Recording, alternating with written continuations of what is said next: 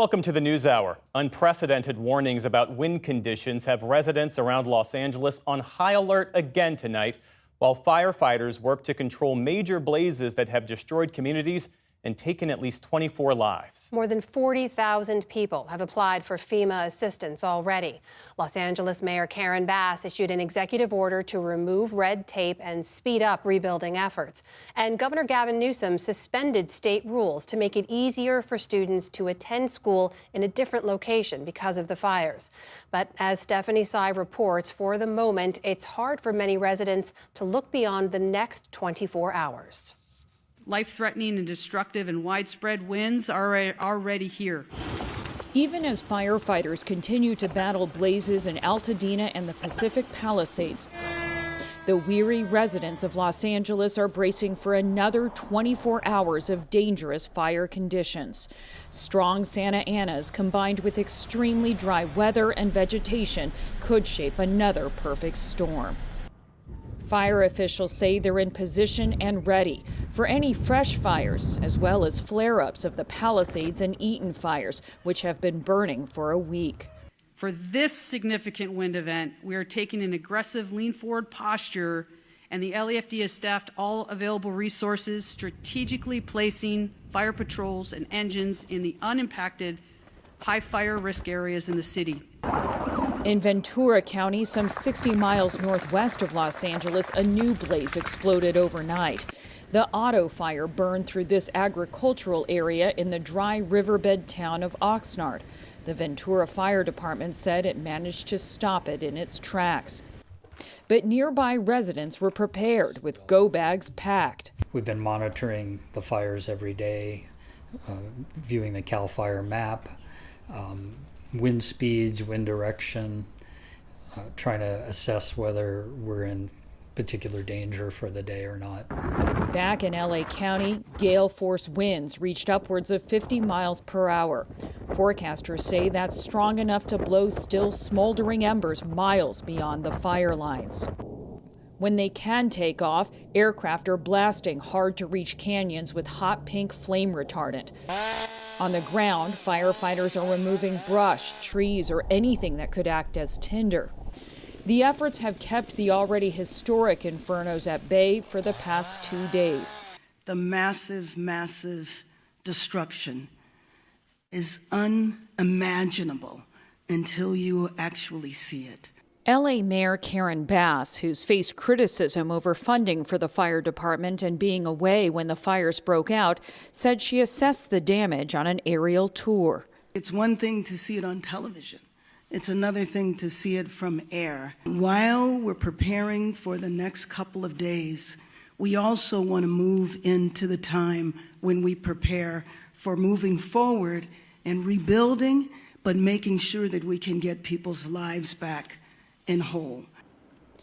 Before they can rebuild, more than 88,000 Angelenos remain evacuated, many unsure how much has been lost or saved. Officials say evacuation orders will remain in place until conditions are safe.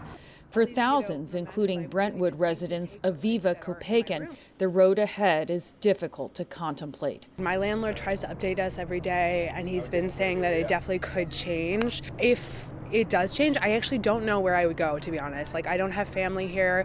I have friends, but they're all affected. So I don't have a set plan in mind, and it's terrifying. Let's hear more about the challenges so many are facing, this time from a member of our extended family. Special correspondent Marcia Biggs lives in Malibu and had to evacuate last week. She's been staying at a hotel and is now with a friend. Marcia Biggs, thank you so much for joining the News Hour. It must be an unimaginably difficult time for you and your community, and I know you have been back to your neighborhood. So just start by describing what you've seen. So I'm lucky because I have a press pass and I'm able to get through. Most of my neighbors, all of my neighbors have not been able to get in.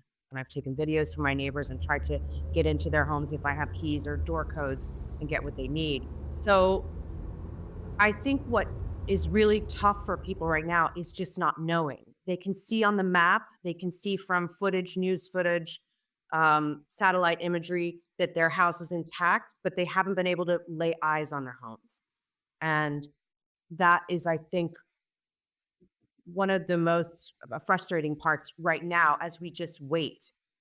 Those that have lost their homes are now trying to figure out how to go forward. But in terms of my house, I am one little area of a block that was untouched, and everything else around is burned. I mean, that's across the street. That's incredible. It was so fast. I grabbed my dog, my computer, my passport, a necklace of my mom's, and I got out. I don't know how we got so lucky. I am beyond grateful, and relieved because I also had my insurance canceled. But it's really hard to be happy when everybody you know is struggling and is dealing with utter devastation. The pictures that you sent us, it was like everything around you was ash, but your apartment building somehow remains intact. I mean, can you even see yourself living in a place where everything around you is gone? I mean, that part is really hard, and I think that that's what everybody's dealing with, and that's, I think, what's so heartbreaking is what we loved about this area is the community, and it's really hard to imagine going home to a graveyard. I mean, it's not a graveyard in the sense that people died, thank God, but it's charred remains of a life. It's also, this scope, I think, is hard for people to understand. Like everything that we know, everything that we do in our daily lives is now gone.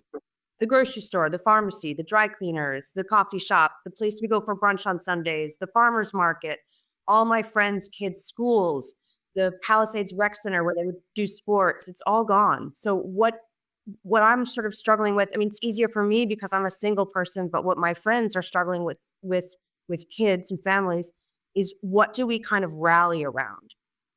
What's that one singular thing that all these families can cling to?